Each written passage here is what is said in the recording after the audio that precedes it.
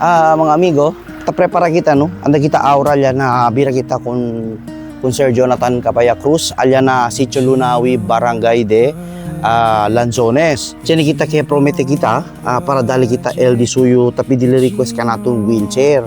Esperando también kami el proceso del gobierno para dali con nila el wheelchair. Y así kami todo mga necesidades, requirements para dali. Pero kay Ansina, no, tiene pa kita apikya, chutaya lang. Pero kay nisisite kat el diato na blakita el si Sir Jonathan. Tatini tamin yung lastima por cuantos dia.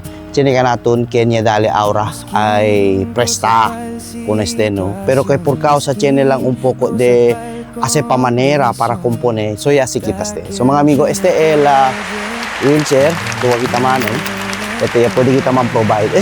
Si Miro Series, del nuevo pagat, no? Pero hindi habla nuevo. Second hand ya dali tamin kanatun. Pero tiene diferensya. Kay por causa el rueda di suyo, el goma, ya queda malo. So tiene que yaman na kami compone con baka pwede pa ay usa. El importante pwede kita ayuda kanila, no. Pwede kita manda usa. So Miro Series, no. At least pwede pa kasi usa Miro Series. El goma yan cambia. Ansina kasi el Pinoy tabus ka manera mira to. Ya pone ki alambre, pumuyasi con el rueda.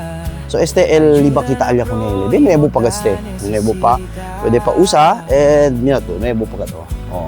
So ara para alya kita arriba, liba kita no. So thank you con el familia Rufino, ya dale ka natin wheelchair. Mientras el importante allí, si en tal caso man ay ligaya el wheelchair de Sir Jonathan, tiene también kita para dona también kita ng otro.